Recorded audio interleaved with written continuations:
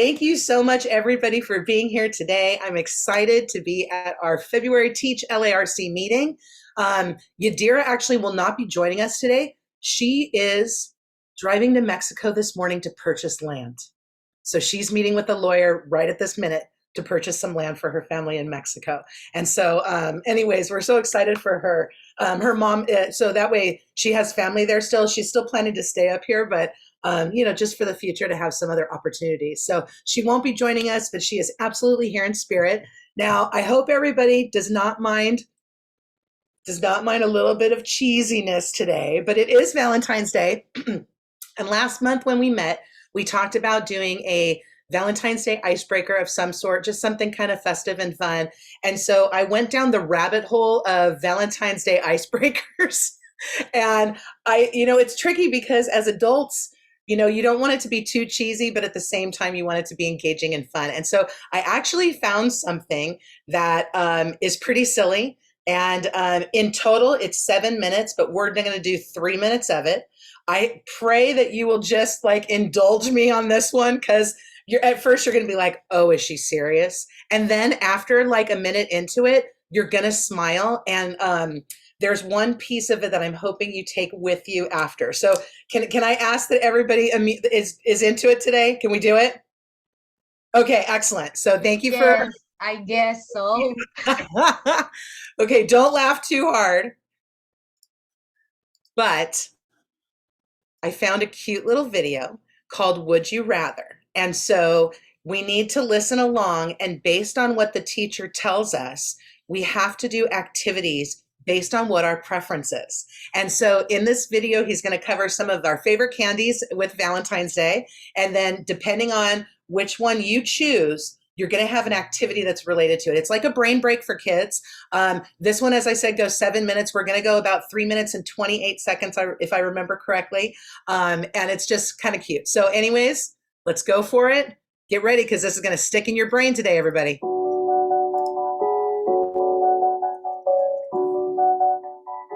Can everyone hear okay? Young people, right about now, we have some choices to make. Whoa. Valentine's, would you rather? Would you rather? Would you rather? Would you rather? Would you rather? Would you rather? Would you rather? Would you rather? Would you rather? Would you rather?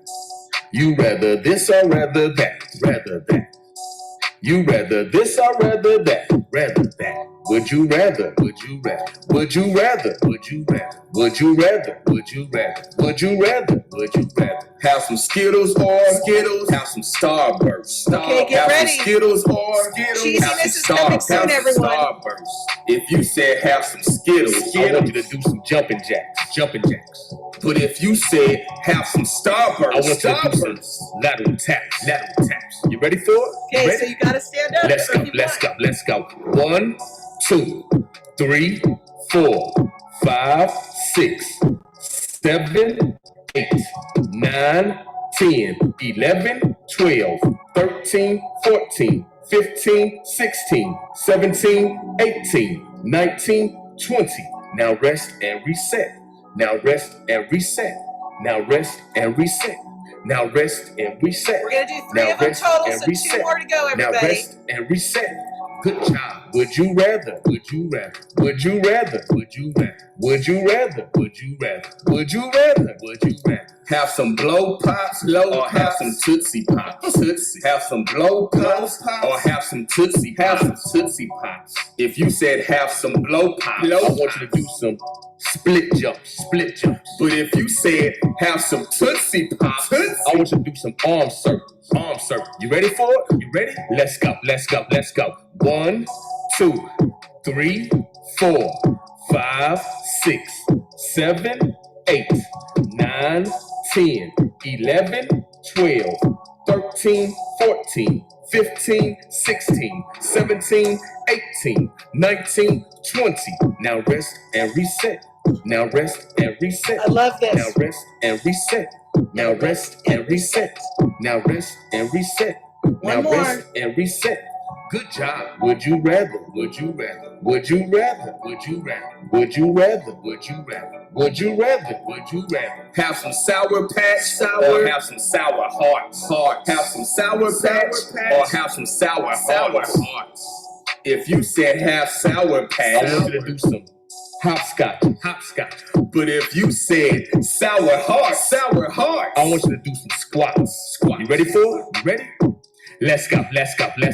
1, 2, 3, 4, 5, 6, 7, 8, 9, 10, 11, 12, 13, 14, 15, 16, 17, 18, 19, 20.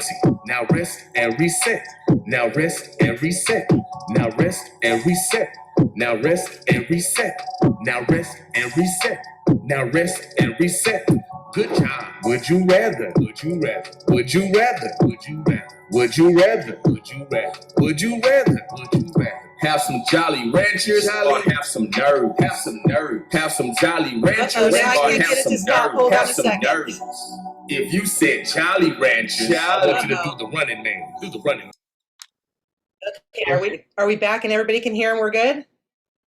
Excellent. I know that was a little silly, but I think it's really important to model that with our students. And one of the things I really liked about that icebreaker was the rest and reset, because I was like, as I was listening to it, I actually was kind of like reminding myself of that, because like, I'm not sure about everybody else, but even though it's the start of the semester, I'm feeling like a need for rest and reset already. And so it kind of made sense. So what are your all thoughts on that? We're going to do one other quick thing before we get into the agenda, and then we will get right into the agenda. So what are your thoughts on that? I like it. I thought it was cute. I put in the chat. It makes me feel less guilty about ordering some goodies that are at my door right now, because I was moving, and so I like that. And I think students would appreciate it. It's candies that they can relate to, and it gets them up and moving. So I like activities like that. I'm silly and I'm corny too. So to me, I'm like, this is my jam. I like doing stuff like this. I love it. Well, and I feel like in teacher preparation, like we always need to be modeling that. And sometimes our work gets really heavy. Mm-hmm. So when we can help to make things light, it helps our students to rest and reset, you know? Other thoughts on that? Thank you so much, Marini. I appreciate you. I appreciate everybody participating, because I know right there it's like a little kind of awkward, but at the same time, everybody just got into it. So any other thoughts on that one? I think it's really important to remember to rest and reset. I don't think we do that, especially during the first week of the semester, for sure. So it's a good reminder. One of my friends who's a chair in my area, I know how much she's working right now because I've had her job. And I was literally thinking, I'm like, in the next week, I need to figure out when I can make dinner and bring it to her house. Because sometimes, you know, like somebody else is so in it, it's like, what else can we do to kind of help? You know, I agree, rest and reset for sure. Thank you so much, Kelly. Any other thoughts on that as an icebreaker? I want to share, I really enjoyed it. It made me reflect on myself that I need to continue my workout, because I got when I was doing the squats, I was like, okay, wait. a nice reminder. It was a nice reminder. But as well as that set and reset, you know, just for ourselves, because, you know, we need it at the start of the semester, as well as students, right? Enter into a classroom, a new instructor, new material, just allowing them to keep in mind to, you know, set and reset, right? And so we could get that freshen up and continue and be the best that we could be. So thank you. Love it, Nancy. And that's exactly what it's about. You know, we have to, like our students who are doing their practicum and their field work, and they're in the classrooms right now, they're seeing models of education leaders that are tired. And so as we're all education leaders, and I know it's hard to keep the energy up, but when we infuse things like this, there's a ripple effect to it. I think about, this is going to date me right here, but do you remember that song Happy from Pharrell that came out from Despicable Me a couple like years ago? I was teaching, and the day that I heard that for the first time, I had 3 different classes that day. And I started all 3 classes with the song and the video. And I had some students that were with me for all 3 classes. And so I just said, look, it's happening in every class today. And like, you should have seen how that 3-minute investment at the start of the period, the impact it had on the students. Everybody was like upbeat and light and happy and just a very different feel. And so sometimes it feels like we have to just do our job, but part of our job is creating that culture and creating that opportunity for those students to breathe, to rest and reset, and to be a little silly. If they're going to be working with children and families, it's really important for us to model that lightness. Okay, so second activity before we go into the meat of the meeting today. Now this one, you cannot look online. That's the one thing everybody has to promise they will do or not do. Do not look for the answers. But we have a certain candy that is very, very famous when it comes to Valentine's Day. And this year, it's actually incredibly difficult to get these. I'm not sure, for those of you who are moms, you might know. And for those of you who aren't parents, maybe you'll know too, I'm not sure. But right now, it's really hard to find Valentine's cards and conversation hearts. I got the last bag at a store, and it was probably the 7th store that I looked at. And so conversation hearts, we eat them. They're not really good. They're like kind of okay. They're like mediocre, but they're cute and they're clever, and we like to have them as part of the holiday, right? Okay, so this last kind of little activity before we get into the meat of the meeting is, without looking online, I would like anyone who's interested to, in the chat, write the name of the I believe it's 6 flavors of sweethearts. Whoever ends up putting the right answers in, I'm going to take those names at the end of the meeting, and I will put them in a little opportunity drawing. And the person we end up picking, I will send a $10 Starbucks card to you later today. So I thought that would just be kind of fun. So anybody who gets it over the course of the meeting, but don't look at it online. And I'm going to be honest, most of the flavors are things that you will remember. There is one that is tricky, and the rest of them are pretty straightforward. So does that sound good? Any questions on that? Okay, sounds good. I'm going to go ahead and put our agenda in the chat again, because I know we've had some other people join us. It's great to see everybody today. If you can too, in the chat today, excuse me a second. I'm pulling up the agenda myself. I swear, I think like my computer knows it's Friday sometimes. Like it takes longer to open and everything. It's so funny how that works. Okay, Marini's, oh, very close, Marini, very close. I was so surprised when I looked up the answers, I got to tell you. I was really surprised. So everybody else, and if we don't have anybody who gets it 100%, then what we'll do is whoever gets the most, we'll put them into a opportunity drawing, and then we will give out a gift card to one of those people. So, okay, we have got a guest coming. Excellent, Amanda. Oh, okra, interesting. Okay, I think the green one is going to be one of the trickiest ones for all of us. So, kale, I love it. I love it.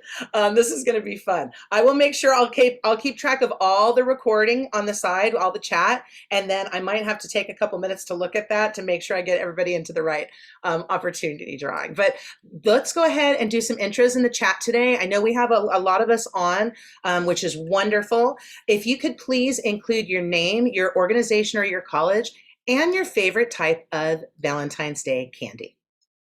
I was thinking that'd be kind of fun to do.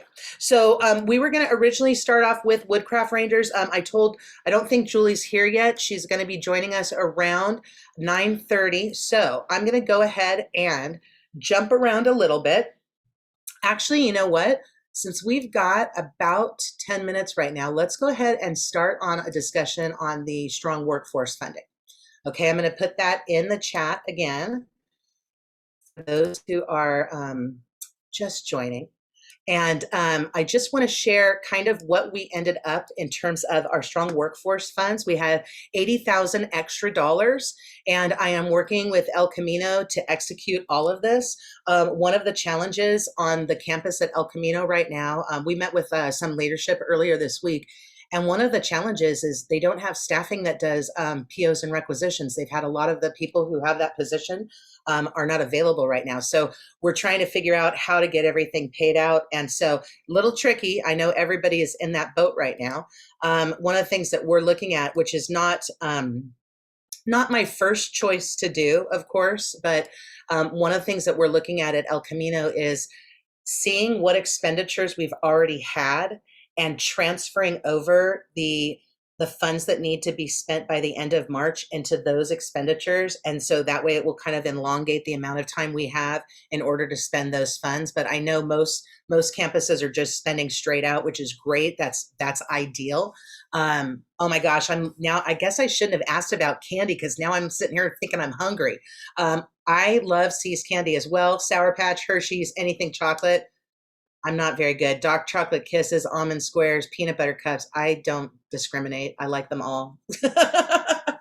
Okay, so here are, and what we did, what the leadership team did for the region in terms of the unspent funds is we thought that it would be most strategic to take what everybody said during our 2 planning meetings in December and January. We put them into one document. Our leadership team is me, Yadira, Megan from Long Beach, and Leah from Rio Hondo. And we met and we talked about kind of where the priorities were and kind of where the synergy was. And so based on what everybody in the region said, we created a plan that we hope truly represents all of us and has activities that everybody will be engaged with. So first thing is we're working on a regional live scan day.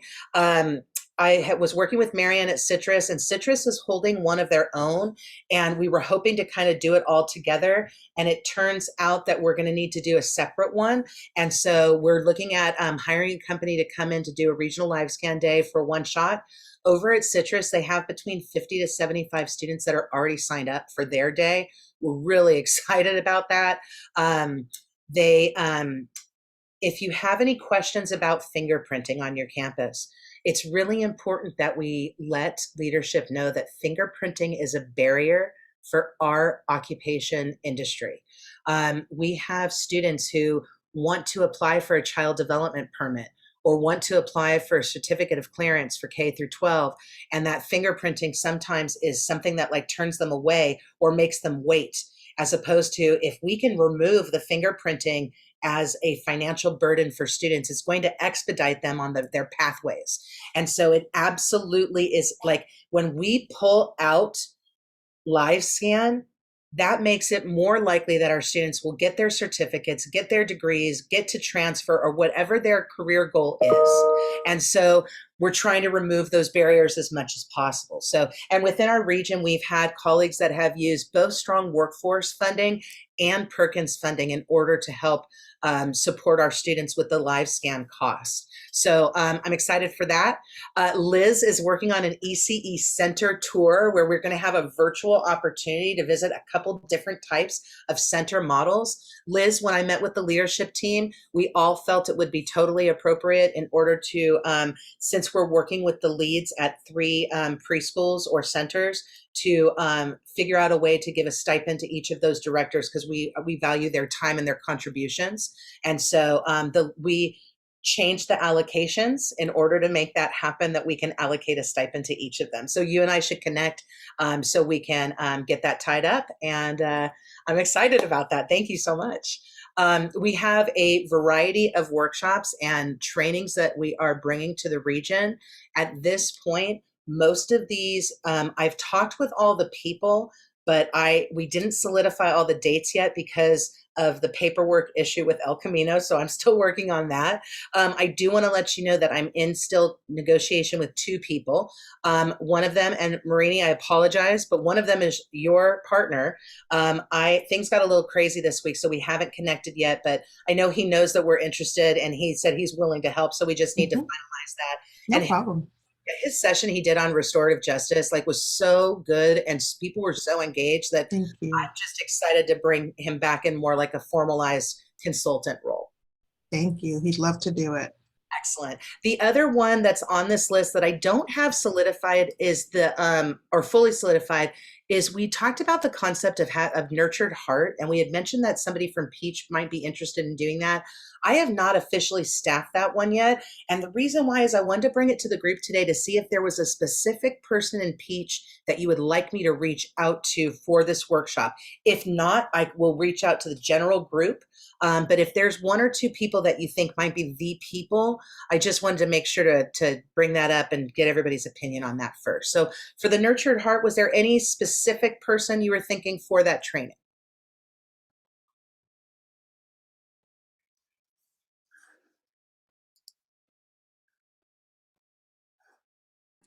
I had a question because I missed the planning. What was the main focus of this particular training? LaShawn, the idea was, I think, and I hope I'm not misspeaking on it because we had a lot of different brainstorms, but the idea was really how do we create a whole child environment in terms of what we're doing within our programs to make sure that social emotional learning is like always at the forefront of what we're teaching our students. So really having the nurtured heart be at the base of how we are operating within teacher preparation, how we care about children and families, how we believe in things like continuity of care. That was my understanding, LaShawn, and I could be wrong. So would anybody else like to kind of elaborate on that? Okay, and it might be that the person who mentioned this wasn't on. LaShawn, I can go through my notes and see if I can find out more as well. But a lot of it was just me taking like bullets on just ideas. And so that was kind of where I was thinking with it and what my memory was of it. Anyone Okay. else? Yeah. Okay, no, because I'm a part of Peach also, and so I wanted to be able, I didn't know if you wanted to recommend specific person or people or just make the request through like Tony Isaacs or something and have her present to the Peach group to see who would be interested. LaShawn, we could do it however everybody in the region wants. I'm totally open. Another thing, I know we have a variety of Peach members within our Teach LARC. So I also was thinking maybe we contract somebody within our own group. So as a member of Peach, what do you think would be best? I think start with the members in our group that may be a part of Peach. Because I know the members of Peach, we're spread out with different contracts and projects right now. But yeah, I would start there. But then once we know for sure, like, okay, this is what the focus really needs to be, there might be someone else in Peach that, can bring more, valuable information to the presentation that maybe would be helpful. LaShawn, is there anybody, well, I guess I'd have to go back and get more notes on it first before we could talk about potential people within LARC, right? I know it would help me. I like that, just the title alone, Nurtured Heart, caught my attention, but I would want to know what was the intention behind that title. Okay. Okay. Taking notes here. Excellent. Thank you so much. I really appreciate it, LaShawn. We were able, with the rest of the topics on here, we were able to find good people. And I apologize that the Janet's is really vague on hers, but Janet's a leader in ECE, so we know that we want her to do that. But we're doing a series of conscious discipline. That's going to be a 3-part series with Jackie Vasquez. Jackie Vasquez is also going to start an affinity group for first generation students, and I'm excited for that. Jackie's really engaging. We've already talked with Joint Special Populations and Tanette Salter to do an equity training on humanizing education. I have been in talks with CARE and Lisa Wilson, and we're meeting at 12:30 today to talk about an anti-racism training for everyone. With that, we were also thinking too of having 2 different ones where there would be one for us and then one for students. So having similar content, but also really specializing depending on who's in the audience.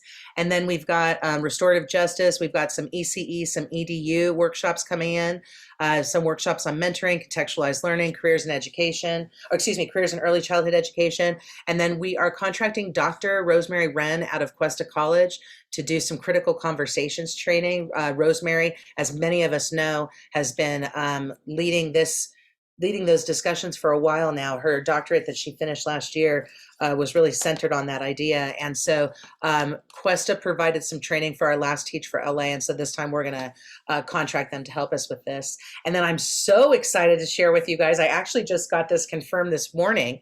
Our Teach for LA, we have 2 Teach for LA keynotes.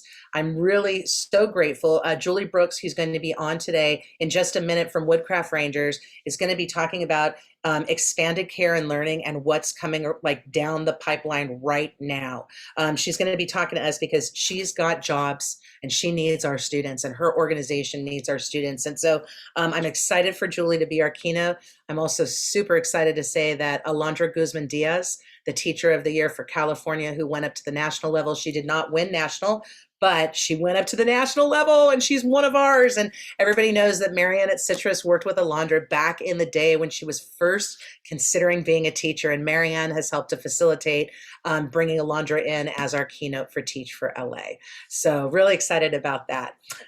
Before we transfer over to Julie and talking about Woodcraft Rangers, I do just want to share a couple other things. We are, Kathleen White is going to do a workforce development symposium, because I know we've done a lot about bringing education and early childhood education together. We're talking about this as a region, we're talking about it as a state, and so we're pushing that forward with doing some larger event where LA region is the host, but we are bringing everybody together. And Kathleen's going to take a lead on that.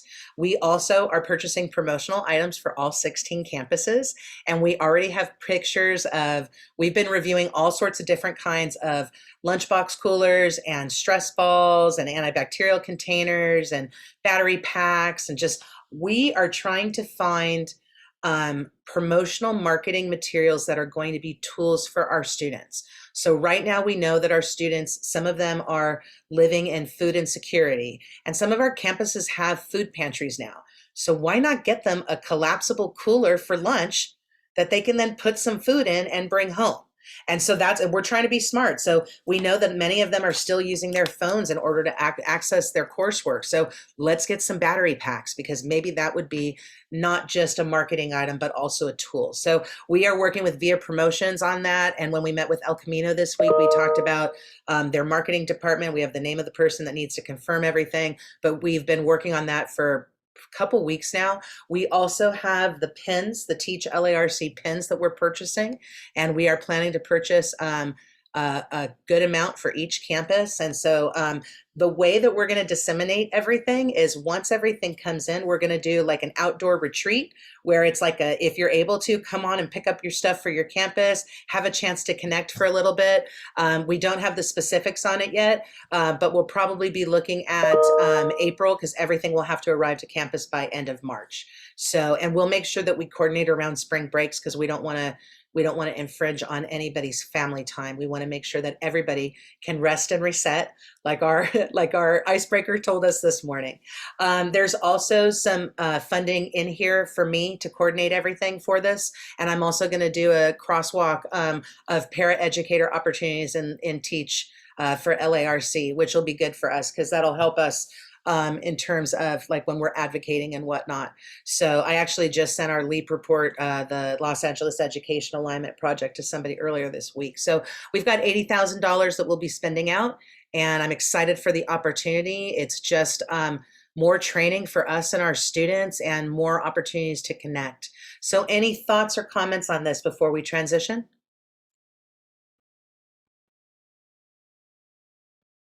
Okay, I hope that we did a good job representing what we as a region have been brainstorming as our priorities. It was very important for our leadership team to take the voices of the region and create like an investment plan or a spending plan for that investment based on all 16 colleges. Please know that we have also, in discussion with El Camino leadership, we have been completely transparent about the fact that we have 13 colleges that are funded right now, and that we have 16 colleges that are participating in our collaborative.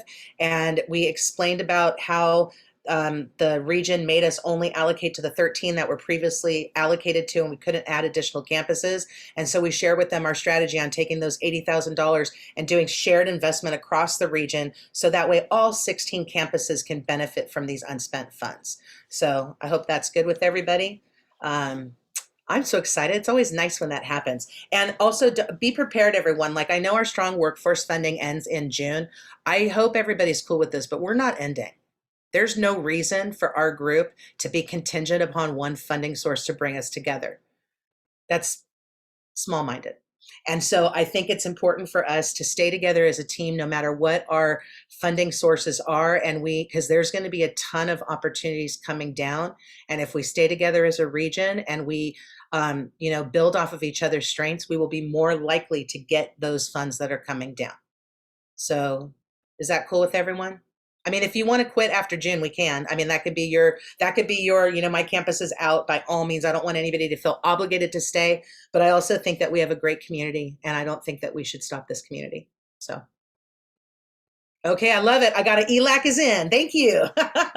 Okay, with that, I am going to hand it over to Miss Julie Brooks, who is here visiting us today. And I am thrilled for Julie to talk to all of us because she's got jobs for all of our students. Maybe not every single one, maybe every single one, right, Julie?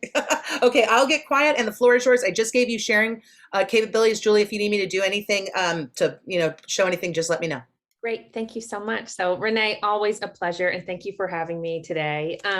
It's so wonderful to be able to also hear about the collaborative work that you're doing. The same thing is happening in expanded learning. And I think it's where our real strength is, right? So so lovely to hear that the same energy and commitment exists because there's more than enough work for us all to do, right? So, and we can definitely be stronger when we work together. So lovely to hear that in this community as well. My name is Julie Brooks. I'm CEO of Woodcraft Rangers. I will be speaking at the symposium as well. So thank you for that invitation. But one of the things, right, you guys are already working very closely, it looks like, in partnership with the ECE community. And I think there's also a great opportunity with the expanded learning community.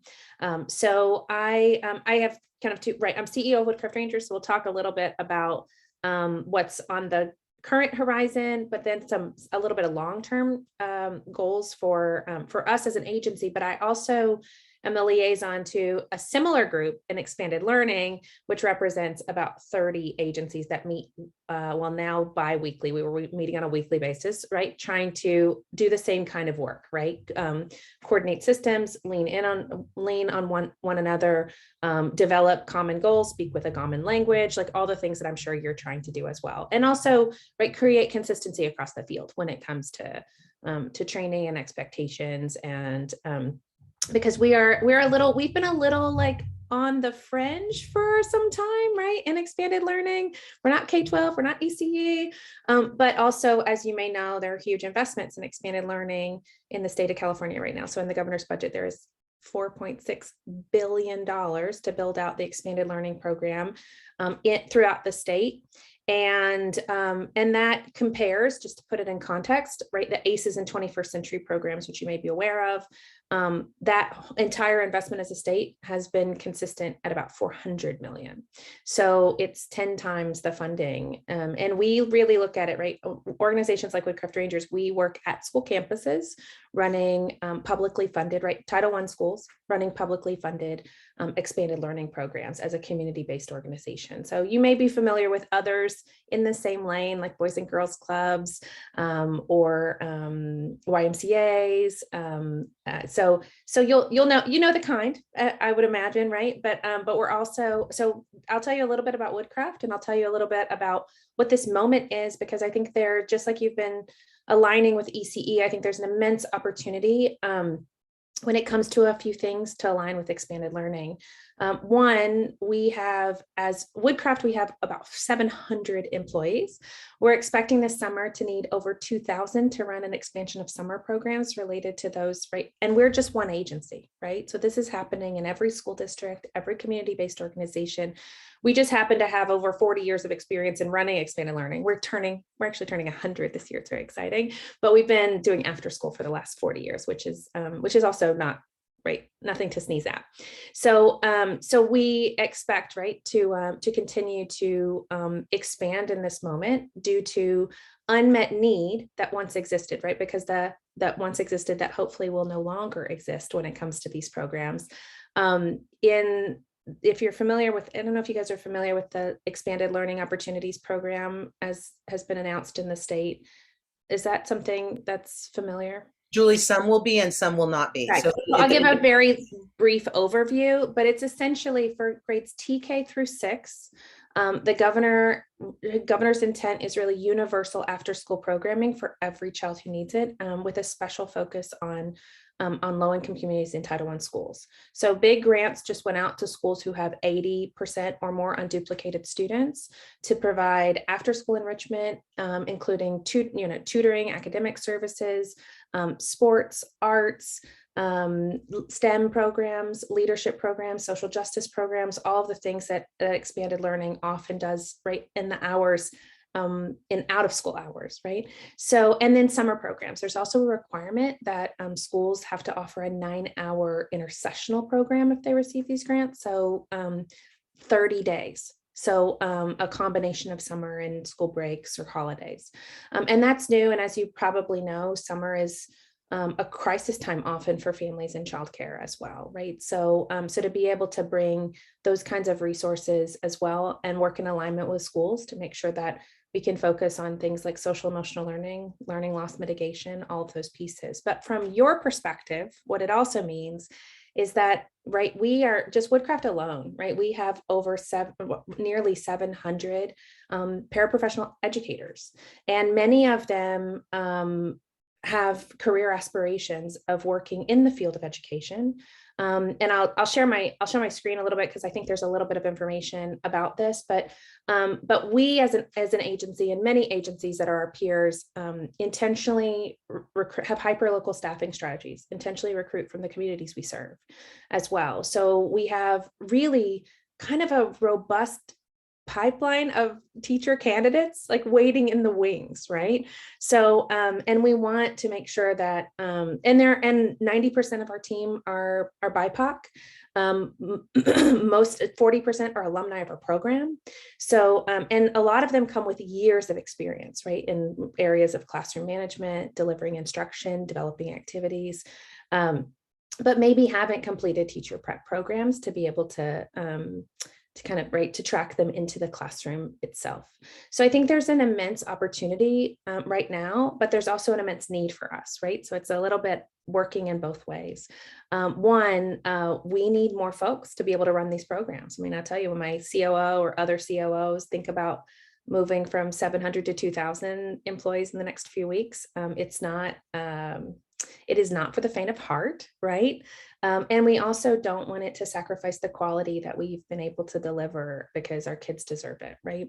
So, so we know that, right, that folks in your programs would be, right, we would be delighted to be able to welcome them into this work. And I think that it can also provide additional training and experiential learning for them to be able to bring back to your programs as well, and then eventually into the classroom when they're credentialed. So there's a couple of things at play. I do have a presentation I wanted to kind of give an overview first.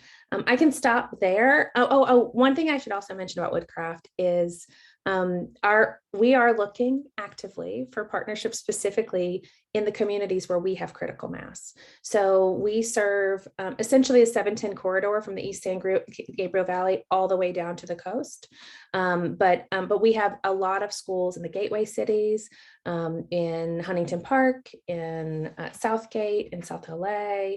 And then we also are in the San Fernando Valley and the East San Gabriel Valley. So that for us is our footprint, which makes the most sense. So I'd love to know who's on this call. By the way, I see Harvard, LAC, right? So I see some of those there too. But I'll stop there for a second, Renee, and then I can go to the more formal presentation. But I thought just giving an overview of the moment right now. I think that's great, Julie. And I think it's really important for, like, the majority of people who are on right now are going to have students that would be interested. So I think it's really important to make this connection because, you know, our ultimate goal is not just teacher workforce, but to get our students employed and for them to be employed in positions that are relative to their long-term career goals.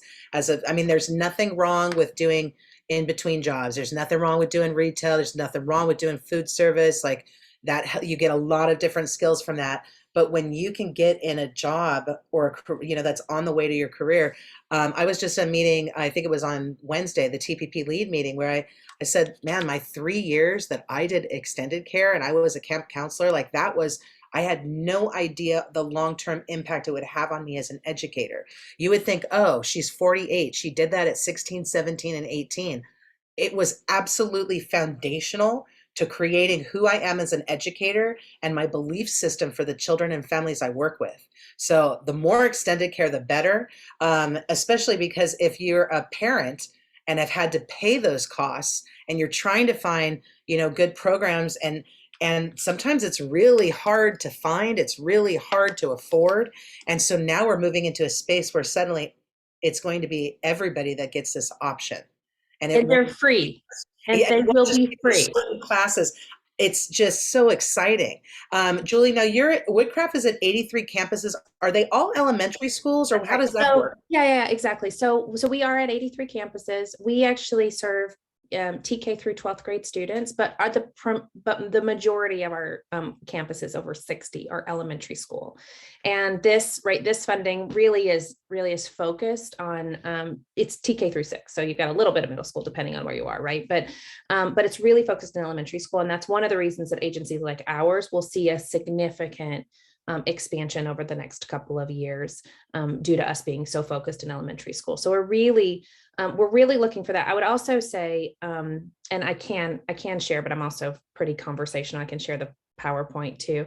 But I will also say one of our goals too is we believe as a progressive employer, right, we can help with the puzzle work, because we also know often that people have to choose between work and school, and we don't want that to have to happen. So we want to be proactive and work with teacher programs in this education pathway. We're doing pathways work in other industries as well, but as you can imagine, we have quite a few folks that are have career aspirations to be educators, right? That want to stay in this work, just like you and I, right? We all did. So, but we are also working, right? We're working in a program that we call LifeCraft to give emergency grants, individual education planning to our staff, and to work these partnerships, right? To make sure that we can long-term come to solutions that can mitigate the cost of higher education, fast track the timeline to degree completion that can get prolonged, especially if folks have more complex situations. And a lot, right? You were just mentioning the food insecurity and the housing insecurity that a lot of community college students are feeling. And we think as an employer, we can help to mitigate that by keeping folks employed while they're in school, but it's working in partnership with you, right? So. I love that you said that, Julie. I saw an article last semester from EdSource that was talking about how Long Beach City College, which is one of our colleges in our group, how they have 700 students who need to sleep on campus nightly. And so they decided to create a space in a parking garage that has a 24 hours or has a nighttime, security guard that also has access to batteries so the students can charge their phones. They have access to a shower so they can take a warm shower. And so, it's interesting because some of those insecurities, there's ways that we can find, opportunities to help out those students. Right. Yeah, that's right. Right. We have a Dr. Barbara Ige, PhD on our team, is our in-house LifeCraft counselor. So she's actually working on partnerships, but she's also working individually with students, not just in this lane, right? We're also getting kids. I'm too old, young adults. Sorry, we all call them kids. It's okay. You're with like-minded. But right, if they want to do certificate programs, we want them to do certificate programs. If they want to do graduate, if they're ready, right, she's also right, she's working on law school applications for a couple of folks that have already completed their bachelor's, and that's what they want to do. Because and they joke about me as an employer that I want other people to take my employees too, but I want them to do what they want to contribute to the world. And I also do realize, Renee, that sometimes expanded learning I worked in informal education. It wasn't exactly expanded learning because I'm from a different part of the country, but I did that too, right? As a camp counselor, leading summer camps. And it was absolutely foundational to the work that I do now as well. Right. So I can share some more slides if you'd like to see it, but I come with two requests. One, we would love to partner with you to get the word out about these jobs that we have. We'd also love to partner with you to talk about the kinds of trainings that we're designing and how it can be most beneficial for you as a complement to what you're already doing with your students. And then long-term, right, we definitely are interested in long-term partnerships with teacher prep programs in the area, especially in the areas specifically where we serve. And we're everywhere. We're 83, we're a lot of places. to help to really be strategic about getting our staff in and through programs. And I mean, we all know we're facing a huge teacher shortage. I mean, all of those things. So, so to be able to get, and we have fantastic talent that I really think is, you know, is if we can work together, can be leveraged and fast tracked through too. I think it's a time where there's going to be a lot of change and opportunities also, and it's a smart time for our groups to be together, both extended care and teacher preparation, because it just makes sense. Yeah, exactly right. So would it be okay if I just asked, I see LACC, I see a few people, but could I know who's in the room today? Is that okay? Absolutely, absolutely. Does everybody want to say hi real quick and just say what campus you're from? And also, I mean, I'm going to be straight up. Like, if you like want to partner, be like, hey, let's partner. You know, I mean, and I know sometimes partnering is a lot bigger of a discussion, sometimes with your campus and campus leadership, but also sometimes it's just our decision. So, who wants to unmute first? Actually, Kelly, okay, excellent. Kelly and Liz, perfect. So we'll do Kelly first, then Liz. So yeah, I'm Kelly Miller. I'm the chair of Child and Family Studies at LA City College. And so, yes, we're very interested in partnering. I wasn't sure, are we in your service area? LA City College, I think we have schools there too. Yeah, in that range, right? And we're always looking, and our staff is growing, right? So who we have on staff today and who we have in a few months may also be different too, right? But yeah. My question sort of was, it sounds like you have a lot of extra benefits for people who work in your program, but what about pay? Because one of the issues is like Wendy's came and did a job fair for LACC students, and they're paying $25 an hour. Right. You know, so it's very, the one by our campus. So it's very, you know. Oh, we get it, right? You know, pay in early childhood or programs in education. Yeah. So we've elevated our, right? And we're trying to creatively use this funding to continue to elevate wages, right? So we know that's important. We restructured our contracts. Every contract right now is not at the rates that it used to be, right? Because we don't think that this level of investment should be made in it not elevate wages, right? So for us, for example, and I think this is true across the board, and this is one of the reasons we're working in concert with other agencies, because if we can speak with a unified voice to districts or to LEAs that are receiving this funding to say, this is just the cost of doing business right now, and it's also the right thing to do, then right. So that's one of the reasons we're working in collective right now. So in the spring, we were able to really do hero pay when schools were coming back, because a lot of people were really scared. It was a scary moment, right? Now that's subsided just a touch, but our average club leader is starting at $18 or $19 an hour. It used to be, right? I mean, so it's not exactly right. And our site coordinators are north of that 25, right? So it's not, I hope that it continues to go up, Kelly, right? And this is one of the reasons that we want, right? But we're looking at things like, can there be credit for this kind of work, right? Can we work through, can there be certificates for this kind of work? Can there be, right, combined? So we're also looking at what other assets can we provide, right? And then the other thing too is, right, we are very aware that the corporate model of tuition reimbursement is really popular right now, right? So Walmart is giving free college education, but my LifeCraft manager, who I mentioned, Dr. Ige, she's really done a deep dive into some of these. And the truth is, and I'm just going to be really frank with you guys, the truth is a lot of those programs are so they can keep their employees, right? So it's very limited with the kinds of programs they can participate in, or, right? And it's really, a lot of it's just to like train managers so that they have bandwidth, right? And also, the reimbursement's not guaranteed, right? Like it's advertised. So we, right, our program right now, 4% of our staff are participating in our LifeCraft program, where we're working individually with them. 2% of Walmart, right? You know what I mean? Like, so, and then we're smaller, don't get me wrong. But I also think, right, we need to work together with the assets that we can. Like, we're approaching we have a cohort, we're doing some broader things, right? Like workshops when it comes to the loan forgiveness program. And but our LifeCraft program is also working individually, and Dr. Ige she's mapping essentially IEPs, not in the way I'm a special needs mom too, but in like a very individualized plan, right, for folks to be able to navigate through the CCs and the UC and the where's the money available, how can you get through faster, because we know that right? If you stop, you often don't restart, or mistakes are expensive, right? And those kinds of things are also really important too, and can ultimately save a lot of money, a lot of time, and get people on the track. So you're right. We've elevated. We are continuing to elevate, and we're also building better contracts as these dollars come in with exactly like that's a trumpet we're sounding really loud with our LEAs, but they're also, they can't outpay our folks compared to their daytime folks, right? So we're hoping that K-12 is also uplifting wages at the same time. But that's one of the reasons that we're also providing additional benefits with some flexible dollars too, and philanthropy, right? We've got philanthropy supporting some of these programs.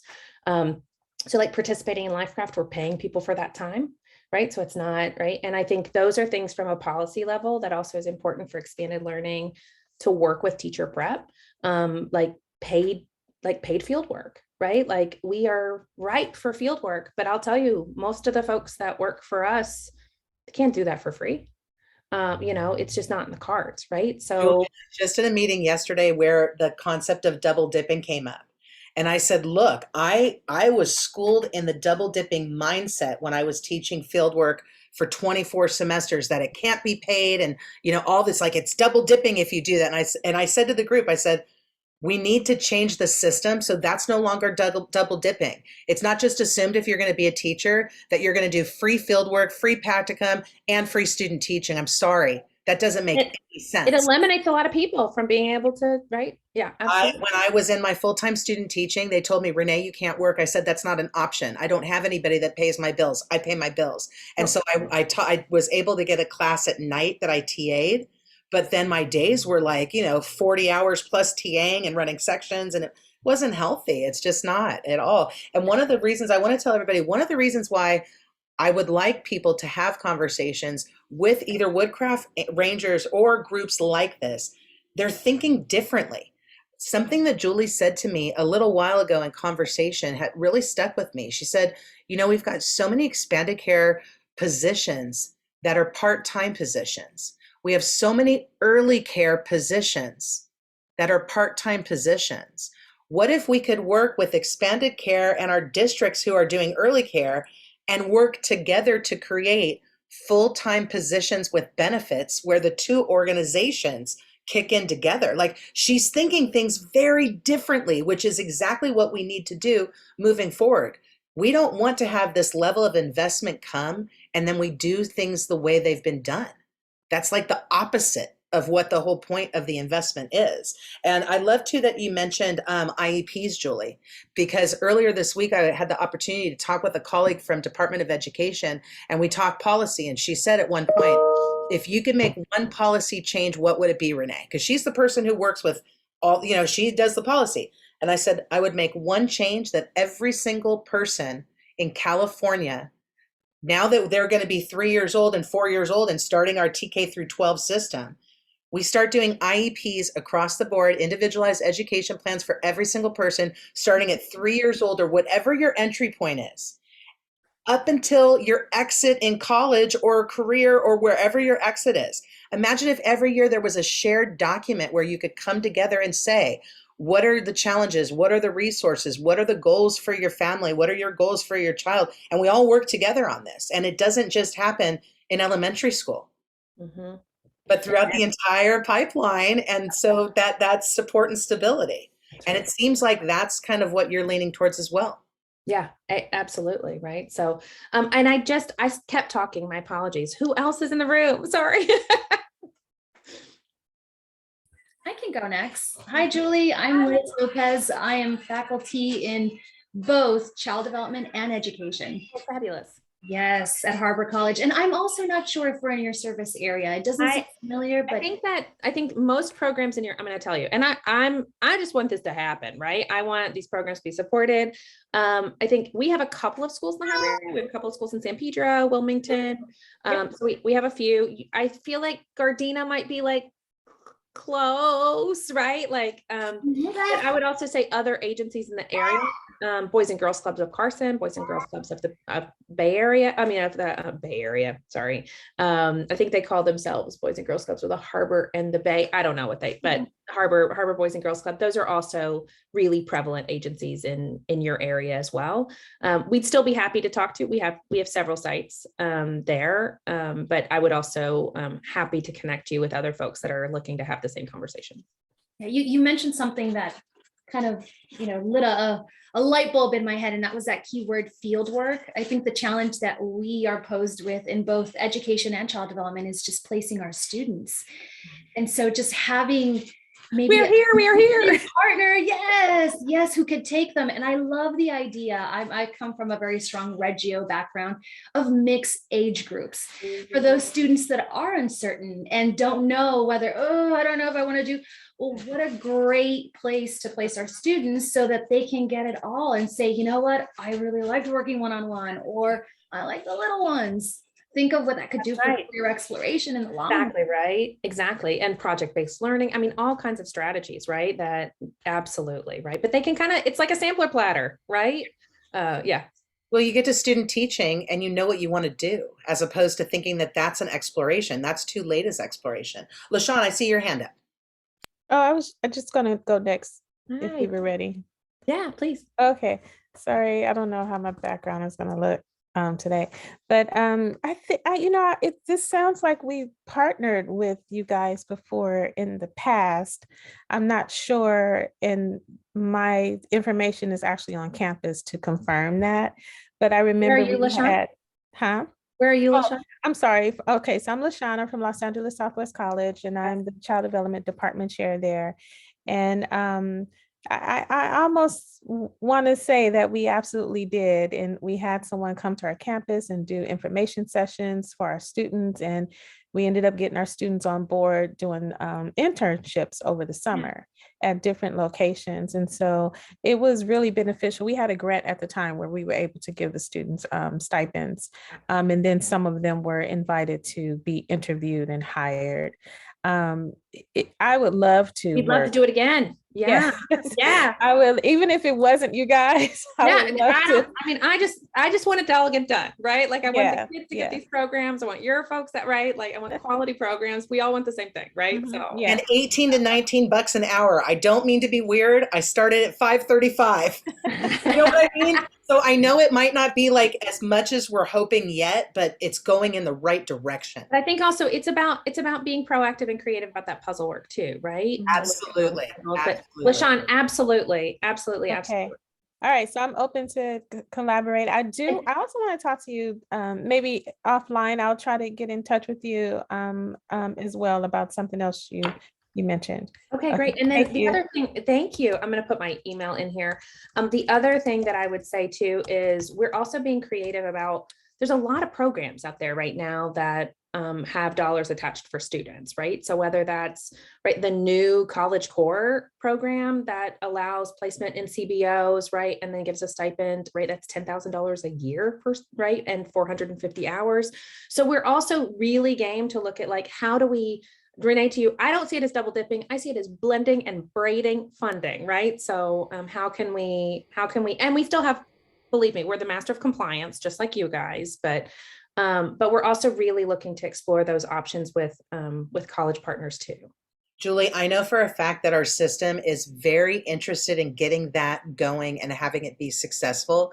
The moment it came out, our chancellor put stuff out all over social media. So to me, that would be a spot of synergy and a possible place of more collaboration. So yeah. I think we need to dream big right now. I think we need to push boundaries. I think so. If for some reason it's oh, is it double dipping, or oh, is it this, or oh, is it that? Let's figure it out. Let's do the right thing. We'll figure it out. Absolutely. Let's not just put it to the side. Ask forgiveness later. Do the right thing and ask forgiveness later. I'm sorry, did I say that out loud? But you're speaking to the right population, Julie, because we're all educators and almost everybody here has been on the ground, on the floor, boots on the ground. So it's like in early days of COVID, right? We were all out there without guidance because we were doing the right thing. Kids and families needed us, right? We weren't going to wait, right? Yeah. Do what we got to do. Absolutely. Amanda, I see your hands up.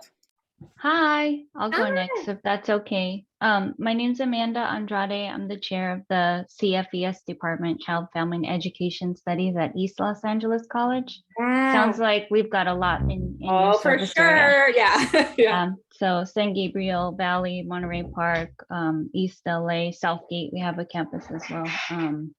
So yeah, we would love to partner. Fantastic. We'll definitely, we would love that too. We have lots of schools from Garvey, Rosemead, Monterey Park to Southgate, HP, like a lot in your catchment area for sure. Awesome. Thank you. Thanks, Amanda. Would anyone else like to unmute and say hello, possibly make a connection? I'll go next. Perfect. Okay. Oh, wait, Nancy and Leticia. Excellent. Do you want to go first, Nancy? Yeah, so I'm Nancy Duran. I am the one of the Child Development Center teachers here at East LA College. Also a adjunct instructor with the Child Development Center. And I know Amanda had shared about collaboration. So I'll say myself too with the Child Development Center. I'll present this information as well with our director. I'm connect with Amanda as well, and as best as I could facilitate. And thank you so much for having me here. And then one of the things I didn't mention too, of course, in expanded learning, we're tracking that ETK rollout too, right? Because in that expanded learning grant, it requires a 1-to-10 ratio for kinder and TK to be able to do our programs. And we are thrilled that that's built into the legislation, but also expecting a whole lot of kinder and TK new families to be interested in expanded learning now that they know that there can be a higher quality due to those lower ratios. And then of course, couple that with the expansion, the universal rollout of UTK. So we also, it's not just teacher prep, but also child development too, that I think would really help to build out in this moment too. So nice to meet you, Nancy. Julie, thank you so much. One of our areas of emphasis right now as a state is pulling together ECE and EDU because it's all one story. Totally. And so expanded care, ECE, EDU, expanded care, we are one story. Yep. Okay, Leticia. Hi, my name is Leti Rojas. I'm at Pasadena City College. So I'm education faculty and Hickson teacher prep coordinator there. Yeah, definitely excited. We currently partner with a couple other organizations, Adelante Youth Alliance and Reading Partners, and we definitely have found that it's kind of a win-win situation where they need students to work with them, and then we're obviously trying to provide experiences for our students. But I'm always looking to partner with folks who pay, because that's really what my students are worried about, and that's, they want the experience. They just also want to be compensated, or they need to be compensated. So I'm excited about partnering too, right? Yeah. Yeah, and especially the focus on nature. That's a different setting that I think my students would also be very interested in. So definitely. Yeah, so we are true to our name. We've been doing outdoor education for 100 years. So we have a camp outside of Idlewild, and we do outdoor ed. And I agree with you 100%. We are really into the greening schoolyards movement, and also just getting kids out, right, especially right now, recalibrating the neurological system, getting kids back. So yeah, thanks for the shout out for outdoor ed too. Yeah, thank you. Hey, Julie, I'm just going to throw this out here. If there's anybody who's interested but would like to have more of like a tangible experience before, pursuing, is it possible that they could do a site visit? Is that allowed right now? I wasn't sure Absolutely. We can do that. I mean, it requires, to get on a school campus, you guys know how it works, get a test and all the things depending on the district. But we're happy to do that and would love to take you for site visits so you can see it in action. Also happy to bring you into one of our trainings, right, to see the kind of work, or share any of those documents too, right? Because I think that alignment could be really important, right? How it complements the curriculum instruction in your program, and then also how we can continue to build off of that, right? So that we're on the same path toward the kinds of educators you want to place in the classroom or in child development centers, right? One of the things I really appreciate about your organization, Julie, is you're not forcing people to be teachers. If you have a staff member who's showing an interest in another area, you're helping that person to cultivate that passion and cultivate that directionality. And I think that's important because that tells me a lot about the ethics of your organization. Yeah, thank you. Yeah, absolutely. Yeah, this is one of our pathways. We're definitely working a lot in tech and STEM because that's of interest to and then building them out as we go. We're just listening deeply to what our staff, want. And then some of them want to be, all kinds of things. Some of them want to be entrepreneurs. That's right. We're not doing a YouTube track, but that's about it. Right. So they'll have to figure that one out on their own. So, it's funny how even the whole entrepreneurial, one of our leaders at the chancellor's office, one of our vice chancellors, stepped down like a couple weeks ago for entrepreneurial opportunities. And she's running a system and she's so it's hitting all of us right now. No one is immune. Right. I understand. I stepped away from my campus and started my own business a couple years ago, so I totally get it. Okay, who else? Anybody else would like to talk with Julie for a little bit while we're together? I think most of you have. See, maybe one or two who hasn't. I don't want to put any pressure though, by any means. Hi, my name is Wa, and I'm sorry that I can't turn on my video right now. But my name is Wa Pham, and I am a full-time faculty at Compton College. And I would love to partner with you, Julie. We are partnering with LACO for a couple of things, and then there's a gentleman, and I'm going to meet him next week, so I'm not really sure where he's from, but he also promises to put some of our child development students with employers. So I don't know much about him. One of my colleagues in CTE told me about him, but yes, there's never enough jobs, right? So we have them all. We've got all of them. So come on. So we would love to partner with you. So if we can try to put some of our child development students in jobs, then yeah, we'd love it. So I'm not sure how you're going to contact us, but I see you put your I put my email here, and I think Renee also might be. I hope it's okay. I've just been taking notes, and what I was going to do after was just some email introductions. So that when you're together, you've got each other's emails, you're good to go, and you can take it however you want. Is that cool with everybody? Yeah, that's perfect. Okay, so don't have to worry about grabbing it from the chat. I'll follow up so that way everybody can connect. Okay. Thank you. So I'm so glad to meet you, Julie. Nice to meet you too, huh? Sorry. Nice to meet you too. Zoom is awkward sometimes. Yes, it is. It's all good. We can still come together, right? It just is a different format. So funny. Fantastic. And Compton we have schools in South LA and in those adjacent communities too. Oh, good. Yeah. Absolutely. Yeah. Transportation sometimes is a problem for some of the students. That's right. So if you have something nearby, that would be good. Yeah, exactly. So most of our staff in each of our schools come from like a 3-mile radius, right? Really hyper local. And then I will say that they all have transportation because they have to get to our site too, right? So but I understand, right, that yours may not, right? So we'll work with that same hyper local staffing strategy. And it's also just better for the kids, right? It's better for the kids to see themselves in the mentors that are serving them, and for mentors to have real lived experience and understanding for right to be able to provide that mentorship. So I think it all works together. Yeah. So yeah, I am really looking forward to contacting you and seeing what you might have for us in the Compton area. Fantastic. Thanks, Wow. Any other questions or comments for Julie? I appreciate you staying on because I know you had limited time. So I appreciate you being able to stay with us a little bit longer. Thank you. Appreciate it so much. Okay, if there's any other follow-up with Julie, I'm happy to help connect after meeting. Thank you so much, Julie, for being here today. And thank you for running an organization that's going to help our students to employability, plus help them to their career goals in the future. That's so exciting. Thank you so much. Thanks for having me. It's so lovely to meet all of you.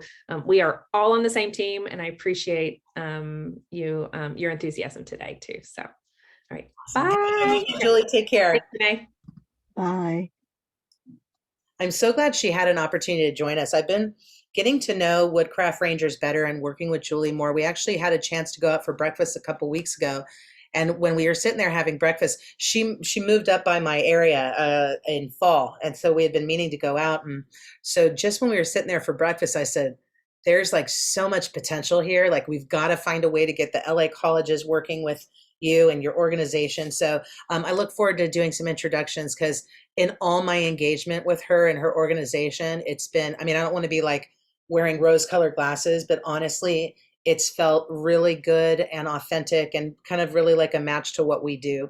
And so if there's other organizations that you know are close, or like you might want a partnership, if you don't have like a in with them, please let me know, because like Julie was saying, she's on this organization that has a lot of the different expanded care programs. So, you know, if you're at a college and there's a Boys and Girls Club close, but there's no Woodcraft Rangers close, I have no problem saying, hey, Julie, we need to find out who's running that Boys and Girls Club that's next to Compton, like, or whatever campus, because I think she'll also help us. I think that it's not just about her organization, which I like people like that. I don't know about you guys, but I like people like that.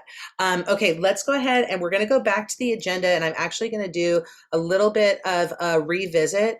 We had, let me just show this real quick. I was, before Julie came on, we were talking about, we jumped down to the to the SWP unspent funds, and I shared the regional plan with everybody. I wanted to see if there's any sort of questions or discussions about that before we go on to the next topic. I also wanted to mention that at this point, every campus should have their signed participation agreement. If you're missing it for any reason, or there's any discrepancies, let me know and I can help try and track it down. But it should be on your campus, which means you should be able to get your board approval to get everything spent out. LaShawn, I see your hand. Yes, I just wanted to clarify, all funds must be spent by this June 22? The SWP funds, the first set has to be by the end of June, which Okay. for a lot of campuses, they're requiring all spend out to be done before May, or done like mid-May at the latest.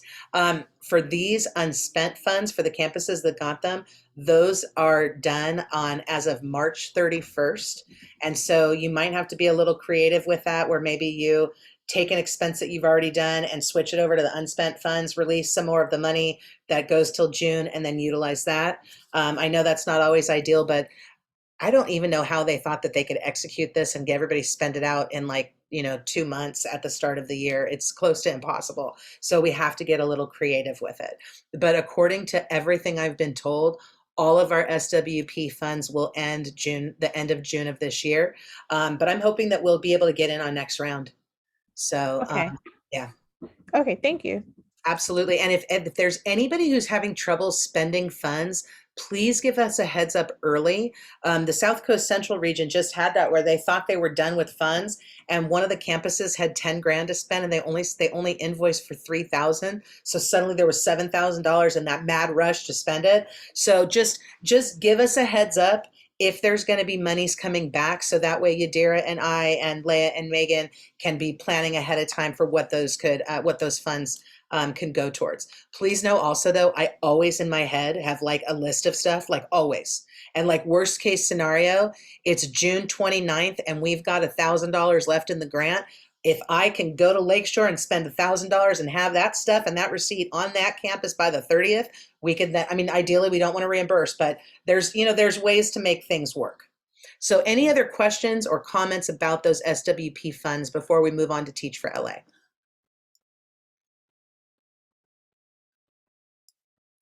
Okay, please at any time do not hesitate to contact me. I know everybody has my email, but here's my cell. Like seriously, anytime if you want to, oh, I'm making up a word there.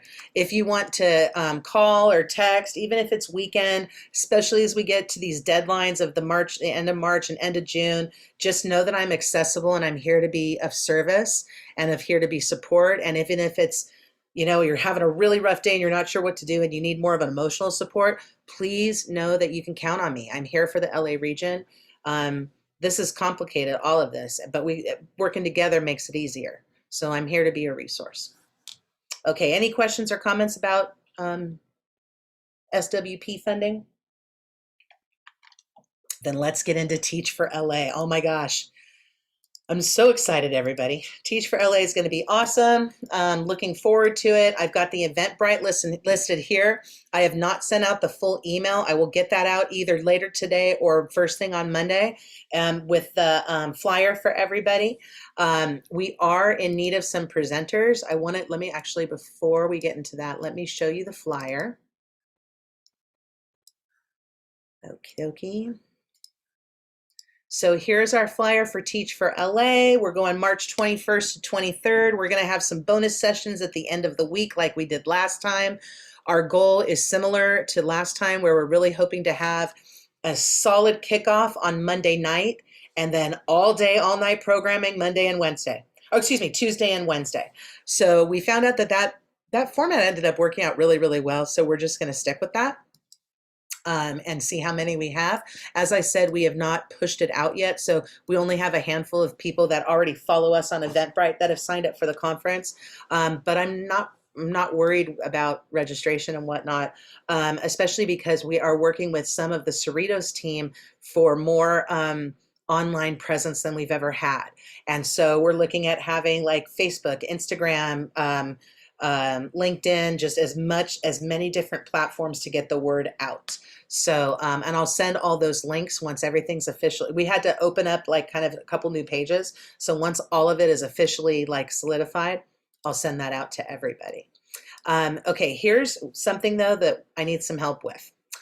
So we've got Teach for LA, and one of the things that we do with Teach for LA, and I'm going to share this with everybody. I put it in the chat earlier. I'm going to drop it in the chat again right now, just in case, if somebody wasn't here. What we do with Teach for LA, as everyone knows, is at the end of each conference, we do a conference survey. And one of the questions that we ask on the conference survey every single time is, what topics do you want next time? What was it that we missed? And so I'm going to just scroll this very quickly. So the first ones down here, the black print, these are from fall of 2021. The leadership team went through and we bolded the ones that we kind of saw the topic more frequently, or it was of kind of just something that sparked interest. Whenever somebody said like NA or things like that, we just deleted it from the list because the list is pretty long. So we have kept all of the comments from fall in this document. We also have all of the these ones here were from spring. The fall ones are right below. And so here are the fall topics. And so we kept all of them on the same document, but what we're doing is at the top here is where these are the topics that we want to have at Teach for LA next month. And so what I'd like to do is I'd love to have a conversation in terms of if there's anybody who's on right now that was thinking about participating in Teach for LA, I'd like to start designating topics if that would be allowable. I don't want people to feel any obligation though. Just because you're on the call right now doesn't mean you have to present at Teach for LA.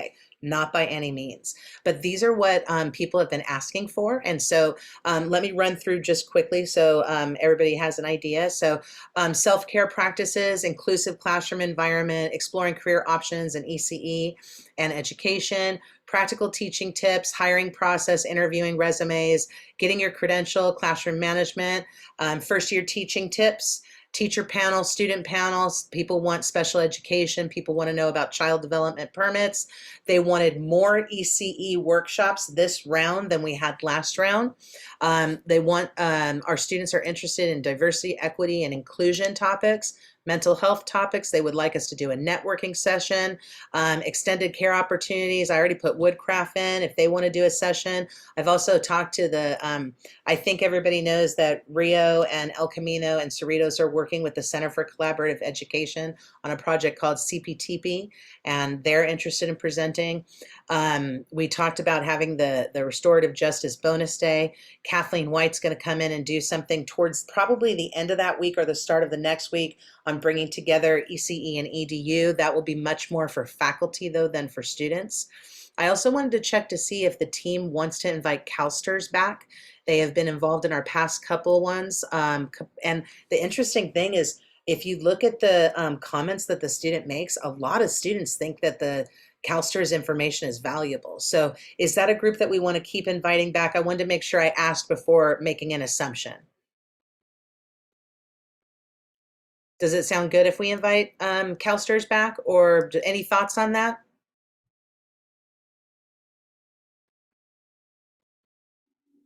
Okay, great. I got a note in the chat from Amanda saying, yes, they're great. If anyone opposes, please let me know.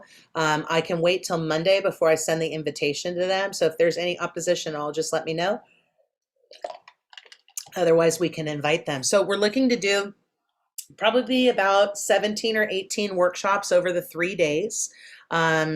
what do you think about the topics that we have here that the students designated? Does this look like kind of the foundational, all the foundational pieces that we need to have? What are your thoughts? I think they look like the most common ones. I think about some of the ways our students respond to our end of the workshop survey or something like that.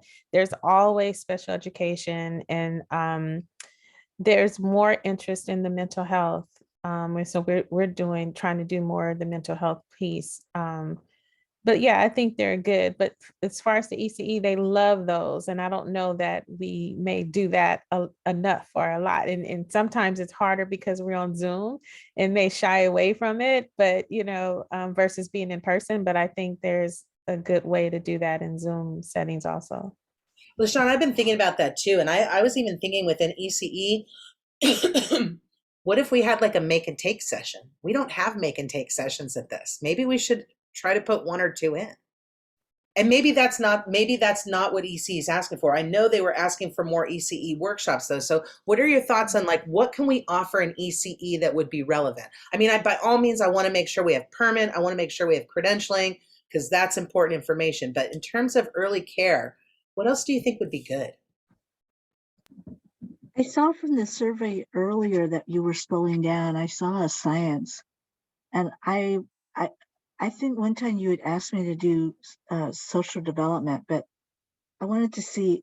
I have some people together, and they and I want to do a math and science, and I don't know, since that's not one of the topics on here, would you?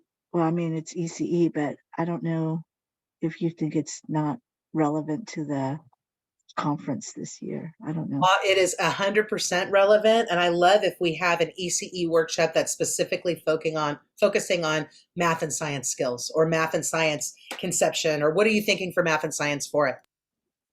Just looking, because me and this group, we went recently, and I'm sure many people have, to the recent UCLA EHME, I don't know what they're called, workshops or whatever they're called, but anyway, so this group that I'm with, they're all revved up. So I thought, since we're doing one anyway for UCLA, I thought I could use to do the same one for Teach LA. Well, I think it's a great idea. I really do. Yeah. Okay, if it's okay, because I'm looking right here, and I'm, like I said, it doesn't really fit into one of these except for ECE. It's good for preschool. So you can tell me. I mean, I'm gonna write up the little form that you have, and then if it's not, then I don't mind. It's gonna be okay if it's not good for this workshop this year. Well, what does everybody think? I mean, my first gut instinct is I know we had people that asked for science. Like I know we always need math. So to me, I think it would be totally relevant. Is there anyone who's opposed to Juan or group doing something on math and science and early care? Okay, let's just assume it's a go then. I'll add it to the list. Okay. Yes. Excellent. Nancy, I see your hand up. Yeah, I just wanted to add, I feel it's important in early childhood. I also conducted with another colleague life science and an NAUSC conference. It was the importance of it, especially in early education, how STEM is very, important and being introduced at an early age. I feel in my opinion, be very beneficial to include that. And I'm available as well, talking about life science and highlighting STEM. Excellent. They specifically asked us for more ECE workshops. What if we roll them? What if the emphasis then is on STEM and math and ECE, and that's what we roll? I don't think that's a problem. To me, it would just be kind of like great. Is everybody cool with that? Okay, if it sounds good to you, it sounds good to me. Excellent. What else do we want to add to the list, or anything we want to take off or change? What are your thoughts on it?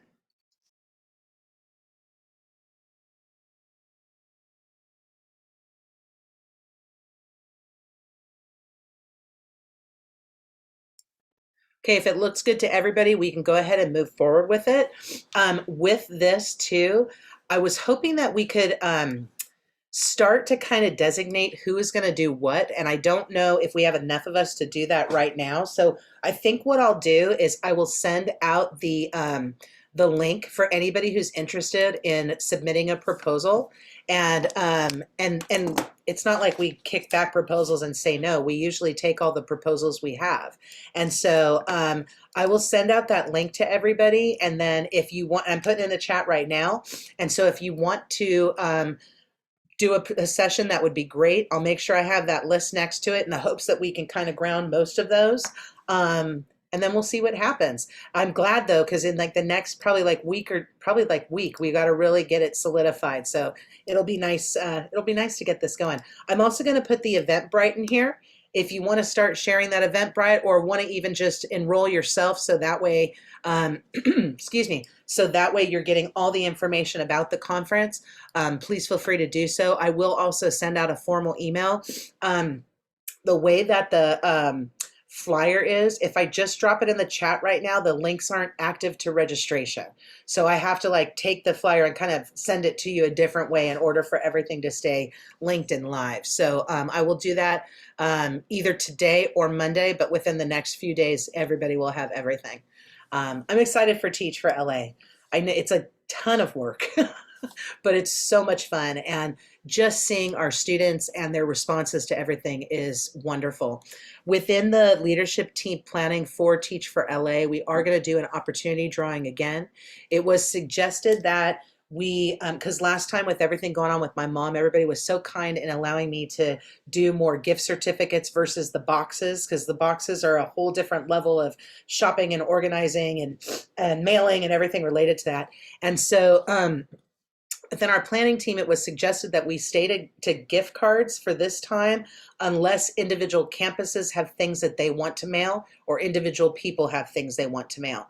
What does everybody think about that? Because I'm going to do whatever everybody else wants. Like, so if everybody wants to go to the boxes and doing it like that, I'll do it like that. If everybody wants to do the gift cards because it's easier, that's great too. So what is everybody's thoughts on that? I want to make sure that moving forward, we do what the team wants. And you can also say, I don't care. Like what it's anything is good as long as I have some input. I think either are fine. I think people appreciate gift cards right now. I'm not. I think people do appreciate gift cards right now, Kelly. In my community, we had 130 Afghan refugee families come. And so we've been trying to get gift cards and resources for them. And I just think that people need a little bit of, yeah. Okay, anybody else, any thoughts on that? I could also do a couple baskets and then we could do a couple gift cards. I tend to be like an all or nothing, and that's just not how life is. So I could also do like, 5 gift baskets and then the rest of it gift cards, or any other thoughts on that? Or we could do all gift cards. Any other thoughts on that? I'm open. I think the gift cards are easier, but if you choose to do baskets, I have toys, all ages. I love it, LaShawn. Thank you. You got good toys too. I got a new shipment. Tempting. That's awesome. That's awesome. Any other thoughts on it? Nancy, I see you unmuted. Oh, no, I think gift cards or baskets, but either or, right? It'll be perfect as long as, I'm sure it'll be very appreciated. Excellent. So everybody will start seeing my emails like where I'm like, okay, this is all the stuff we need. Actually, too, we should quit. I apologize, I didn't do this at the beginning. Nancy, you're new to our team today. Could you do a quick intro of yourself for everybody? And sorry again that I'm doing this midway here. I hope you don't mind my friend. No. Thank you so much, Renee, for having me. So I'll just, my name is Nancy Duran, right?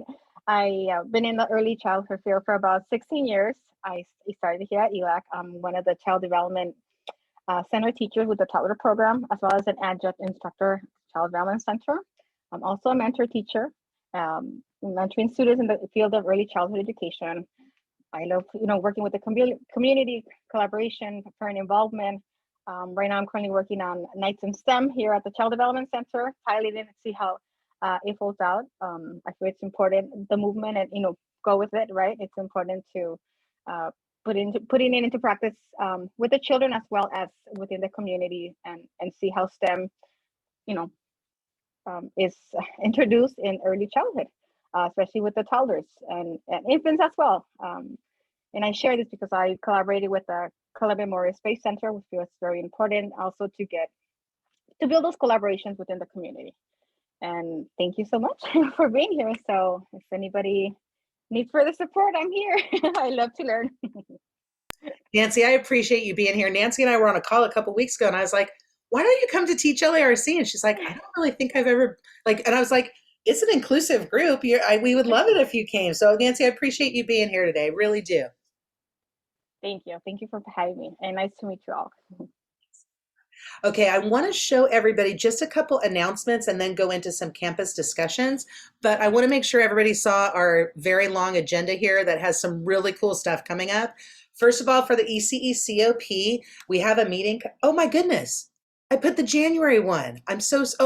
I think it's because Rachel sent the February after I'd already done agenda. So the February just came out. The link for Zoom is not on it. You have to ask to get the link for it. But the ECE COP has Lisa Murphy coming this month. She has agreed to come, and I'm so grateful because those of you who know the COPs, we're not like officially funded, so it's not like we have a source to hire people. And Lisa is graciously going to be blessing us with her presence and everything that she does. And so if you have a chance, come join us next Thursday at 1 o'clock for Lisa Murphy Unplugged. It should be really fun. If you're not on the COP listserv and you need the link to the Zoom, you can either email me or I have Rachel's email right below there in blue. Rachel's the lead of the COP. And so at any time, either one of us, you can contact us and we'll get you any information you need for the group. So it should be a lot of fun next Thursday. With the COP, it's super low key. You just pop in for what you're able to. If you've got 10 minutes and you want to check it out, great. It's not about any sort of obligation. It's about creating a space for anyone who wants to be involved. I'm also super excited. Our partners at Peach, they are partnering up with Black Lives Matter for this workshop coming up on the 24th of February. I hope everybody's seen this. We want to get this out as much as possible. We have some of our colleagues right now are like, that we work with that are part of this, but I'm so glad that they're bringing up this conversation, because when we talk about suspensions in early childhood education programs, we're talking about Black boys usually.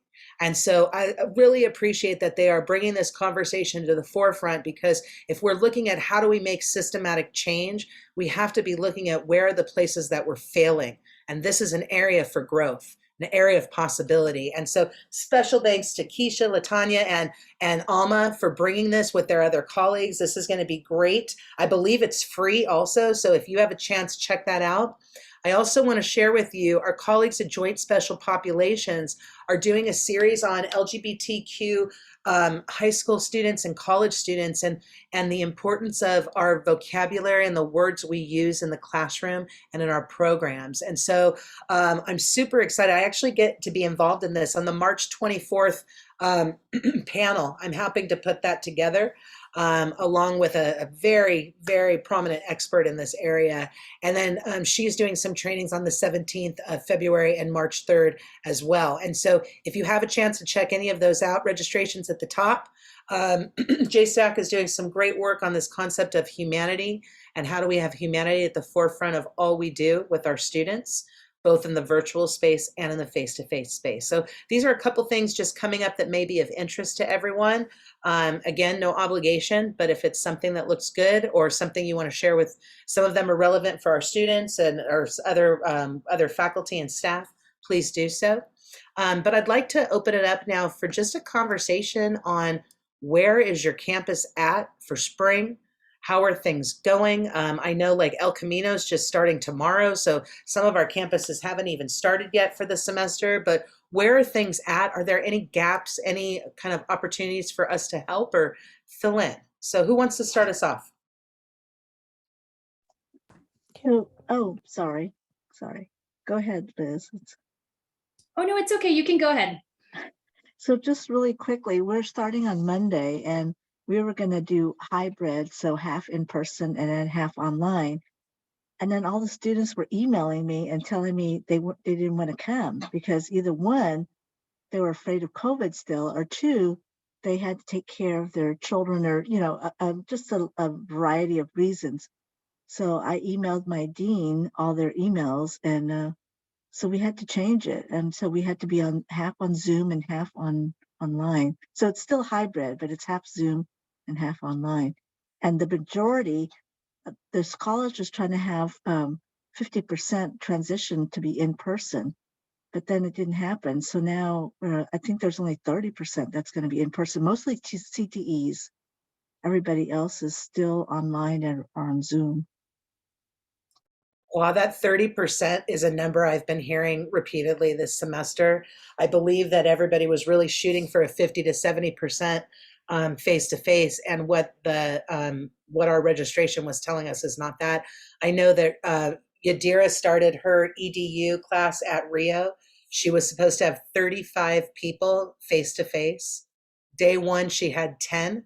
She had 25 emails of students that either were in quarantine or had COVID. She literally walked her laptop down to her supervisor's office and was like, "Hey, I just want to show you this." And on the spot, they transitioned to a hybrid. So Yes, that's yes. what's happening. I Yeah. wonder if other campuses are experiencing that too. Liz, what were you going to share? Oh, where do I start? We had the same problem as well. We initially were told 50-50. We planned with 50-50 in mind. Our numbers were in 5, 6 students. They made the transition very late in January, so most of our students had gone elsewhere. Then when they did transition to online, our numbers, I mean, we're so lucky. I'm looking at 45, 46, so they shot back up. So we only have one in-person course, which is the practicum course, which I'm teaching on campus. We are back, and we're excited because the numbers came back up again. And as far as just great news, we've got so much in the pipeline. Our ADT in elementary teacher education was approved. So we are kicking off our education program in the fall of 2022. So I'm going to pester some of you because I've never taught the education course before. And with those placements, being a problem and doing that kind of fieldwork component, I know that I'm going to definitely need some experts and veterans in that aspect. We also moved our department because now we are child development, education, and I'm also starting a behavior analysis program, a registered behavior technician, hopefully in the fall. So we decided to move from science. We're now in science with chemistry, bio. I don't know how that happened, but I moved our department to social sciences because we are also working on a children's social work degree, which is brand. Yes. So you can see that, we are really, really busy, really, really busy. And I think one of the things that we're really hoping to accomplish this semester, and maybe that I can do for Teach for LA as one of those, conference or one of those workshops, is inclusive spaces and environments, especially in our campus courses. So we are specifically working on a grant to transform our college classes to be more inclusive. We've noticed that a lot of our students are coming in with high anxiety, depression. So we want to transform our classrooms to look less school-like and more homey and cozy, clearing up, the trans lesson or the lights, putting in canopies and making several spaces so that we're sitting on bean bags, swings, those, wobbly chairs, Swiss chairs. We have fidgets. And so that's something that we're incorporating, not just, of course, we want to do it in early ed, but also in our college classrooms to sort of ease that anxiety of coming back in person. And high flex, we have now the owls. So fall 2022, we are going to do both high flex, so enrollments or spaces for in-person, as well as Zoom online for those students who can't come to campus. I think we really have to be meeting students where they are. And it was interesting because I have a colleague who's taught for many years who put something up on Facebook this week that she's retiring at the end of this year after 30 years in our system, and over 30 years. And she was talking about how students need so much hand-holding, and just like, it was like this nasty post. And I wanted to write back and be like, I have two 15-year-olds who literally took your department's dual enrollment last semester, who are both now clinically diagnosed with anxiety. This isn't like some la la land thing.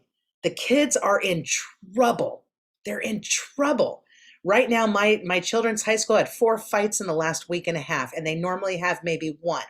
We had a gun shooting last week. We had a drive-by. Like, It's out of control.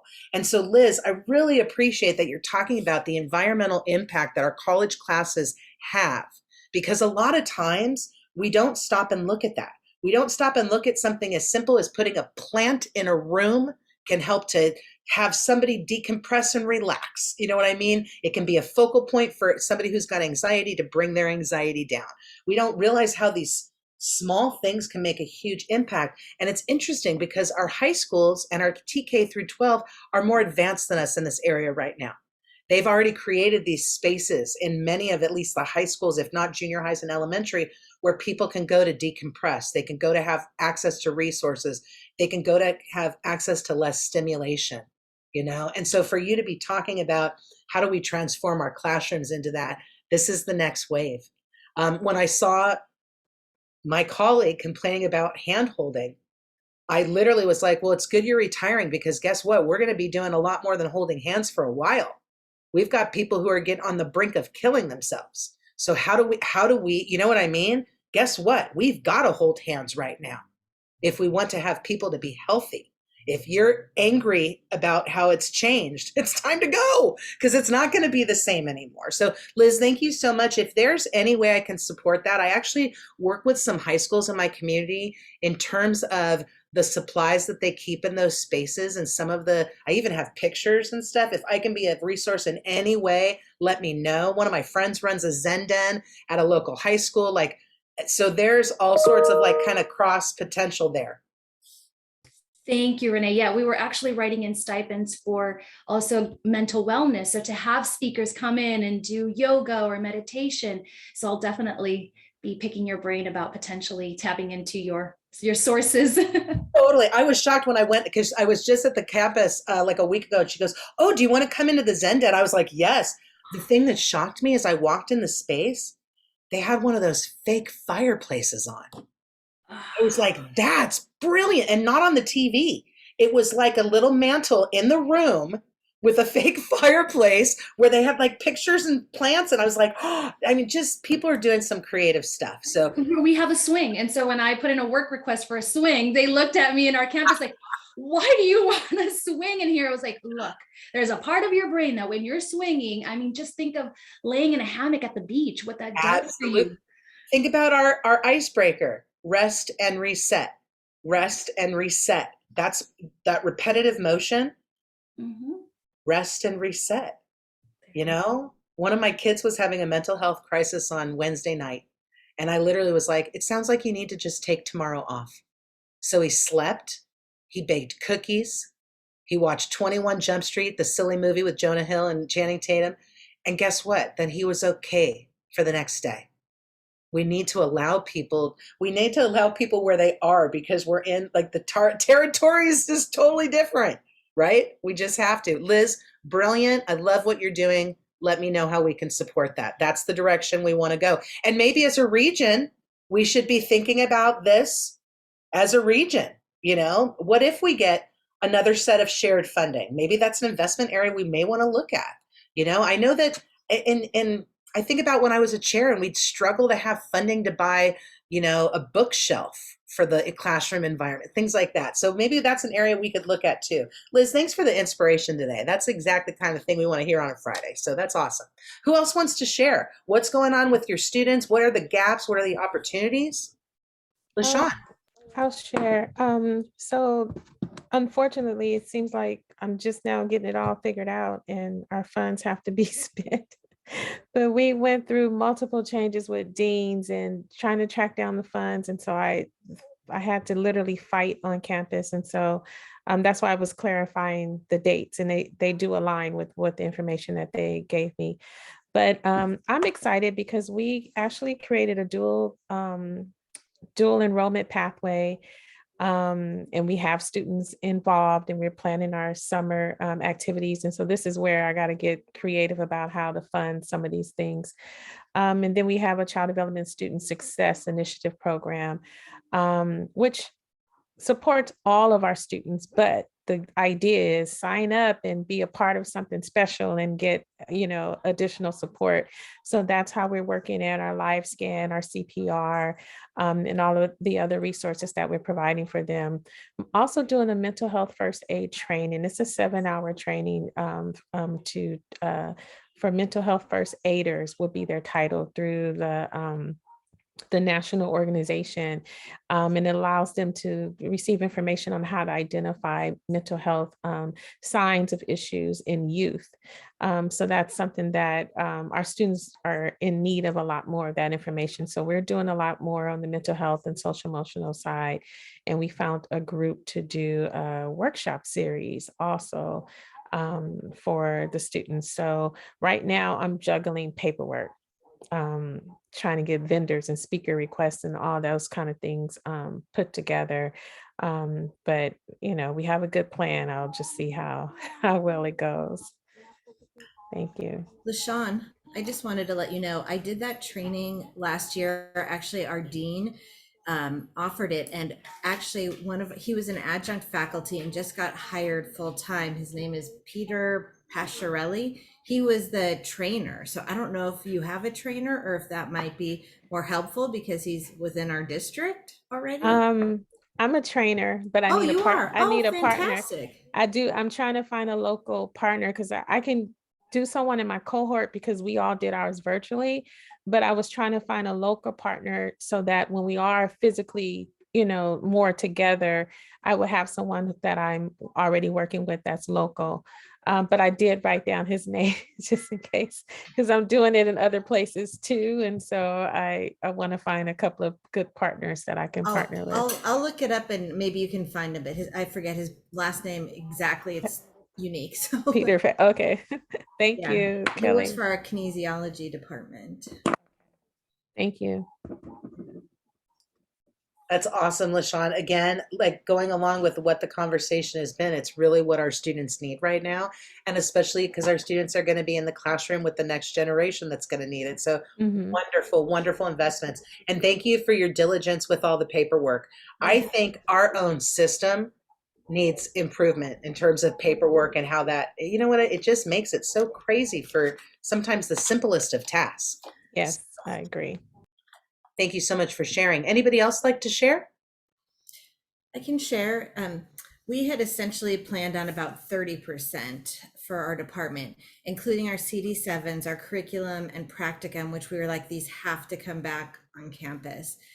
And unfortunately, as it got closer, the enrollment dropped, and there's several other colleges offering CD7 fully online without even, synchronous interaction. So I think we have the smallest CD7 enrollment we've ever had, but most of the other classes really bounced back, and I'm teaching my practicum in person, which I'm super excited about. And we basically have the building to ourselves.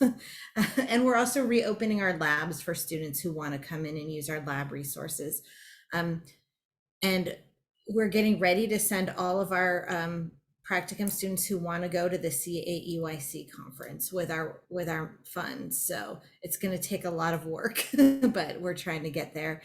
And a couple other exciting things, I've got into some special funding at our college, and we're going to be getting a technology upgrade to make one of our classrooms like a full high flex, where with the Zoom participants and stuff. So we're doing that. And we also got some funding for innovative classroom design. So we're having like one of our classrooms revamped with new furniture, like so the students don't have to like scrape all the desks together to do, like a work group in our CD1. So those are some exciting things, but I think we've bounced back pretty well from, really low in-person enrollment. So I feel like it's been, as a department chair, like the last 3 weeks, it's been like this huge juggling act, and also making sure all of our adjuncts don't lose their classes.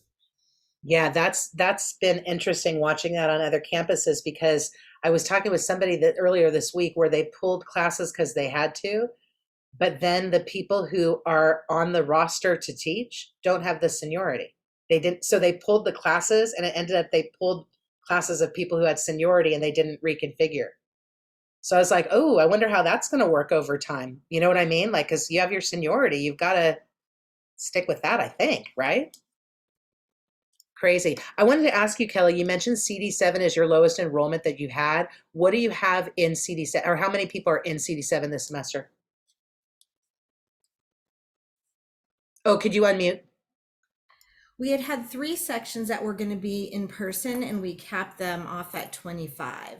So I canceled one that was supposed to be on Thursday mornings. It only had 6 in it. And it was a bummer because I knew those students really wanted to be on campus. And then we converted one to online, and it's at 22 right now. Oh, okay. But it was kind of late, but it made, so that was okay. And then we are, we're focused on a late start hybrid that'll meet once a week. So I'm hoping as things get better that things will turn around. But I forgot to say one other thing. Our CDC has been amazing. They're facilitating all of our practicum students to do like half their hours. So we're going to be doing like 2 7-week sessions. So that is really, really pretty amazing. Will they be allowed to be in the classroom as well? I know of one Yeah. site that was doing outdoor observation, and then when the children went in the classroom, the students had to go to the observation room. They were not allowed to be in the classroom with students. No, they're going to be in the classroom. And we have this big, like, we only have 2 classrooms open right now. So there will be like 2 practicum students a day, up to 1 or 2. And then we also, our admin just bought like thousands of antigen tests. So he gave me like 300 tests. So even though they have to be vaccinated to come, we're going to have them come up, see our department secretary, do a rapid test. And once the rapid test is fine, because, you know, we're sending like 30 or 40 more bodies in throughout the semester. So they're going to be testing before they go, just as an extra layer of, so I'm so thankful our VP bought all those tests, and he was willing to give us enough to cover our semester. I'll tell you, just having tests around, it's like this beautiful security net. I had one day I had a really bad headache, and it was so bad I was like, oh my gosh, am I getting sick? It was such a relief to be able to take the test, be like, no, it's a headache. I think we're, you know, like now it's tricky. Anything that comes up, the first thing we think of is, you know, COVID. And so how wonderful to have access to those tests so that way you have information quickly. Yeah, wonderful, wonderful. Any other groups or any other campuses that would like to share? I can share for ELAC. I'm so inspired to hear all the positive stuff that you're all sharing, because like, yeah, the last couple of weeks have like really sucked. But we're doing okay as compared to a lot of other departments on our campus. Our department has done pretty well in maintaining enrollment, which is good. I guess our vice president decided to use the money that we got from the HERF funding to offset some of our low classes. So they're allowing classes with 7 to go through, which is good. We still had to cancel across our campus quite a few, I think like 100 sections on the first day. So it was a first or second day. So I'm thankful, you know, that we're doing okay. And they're like, wow, look at this department, it's so great. But I'm thinking my friends and colleagues are losing, you know, hours and jobs and money, and it's tough. But, you know, we're doing the best we can. I think with the option to have these online sections and to be able to maintain some of them, we've been able to outreach to a lot of different communities that are sort of outside even our service area, like even in other parts of the state where they don't have access to certain programming. So we're getting these groups of family childcare providers from like, I don't even remember what, Gilroy or something like that, they're coming to us, and it's like, okay, you know, how'd you hear about us? That's cool. I mean, we're happy to help, but it's been cool to have some of these new groups. I love what Liz was saying about the spaces on campus. I think, yeah, we had about, I don't know, between 20 and 30% of our classes also scheduled in person, and had to change some of them. Some of them administration did not allow us to switch. even though our numbers would have been higher, where they want to maintain the equitable opportunity for students to take the classes in any way that they desire. But that means we're running some classes with very, very, very low numbers in person. And yeah, overall, I guess it's been a more challenging time. I wish I had a more positive outlook right now. Right now I'm not there, but I'll get there. But, you know what, Amanda, that's keeping it real though. I think that's okay. And I think that we need to be able to do that. I was talking to another campus earlier this week that had the faculty had 2 classes where she has 8 in one and 9 in the other, and they're letting her run them. And so, it's going to be a really different time. My biggest concern when we run classes at, 7 to 9, what happens if 1 or 2 drops or 3 drops? But you know what? But we just have to try to do the best we can do with what we've been given right now. And just, always remember, give yourself grace, because we spend so much time giving it to so many others in education that don't beat yourself up. It's a rough time, and the fact that you're providing some different opportunities for your students, so that way some of them can go face to face in a smaller context, just allow it to be whatever it is right now and try not to carry the burden, because there's, you know what I mean? We want you to stay healthy and we want you to stay in an okay place. And so much of it is beyond our control, even though we all take personal responsibility for it, or we feel that personal responsibility. So Amanda, know that you are doing well right now. Thank you. Or maybe not well, you're doing okay. And that's okay. I'm okay, and that's good. Okay. That's as good as it's gonna get. You're doing amazing, Amanda. It's great. Nancy, I'm so glad you're here. And I wanted to give Nancy an introduction too. Like, this is Nancy. She's amazing. Whatever presentation she will present, she creates all this interesting, innovative material. And I'm so lucky that she's with us and that she's here. So welcome, Nancy. Oh, thank you so much, Amanda. Thank you. Is there anybody else who'd like to share? I know we're right on time right now. Okay, well, we can wrap. I do want to tell you before we officially close, because this is going to shock you. This is it shocked me. So just give me a second to pull something up and then we will wrap. Okay, so you're going to be shocked. They come in cherry, banana, lemon, orange, grape, and wintergreen. Wintergreen. Okay, now here's the thing. Looking at all the comments in the chat, I believe that both Kelly and Liz had 3 of the right answers. And so Kelly and Liz, I will email you both a gift certificate later today. Do you want Amazon or Starbucks, or what works for you? Surprise me. Surprise. Yeah, surprise us. Okay, sounds good. If it doesn't happen today, it will this weekend. Don't worry, okay? Thanks so much, everybody, for being here. Have a wonderful week, everybody, and I look forward to seeing you soon. Take care, everyone. Bye. Thank you. Bye. Bye-bye.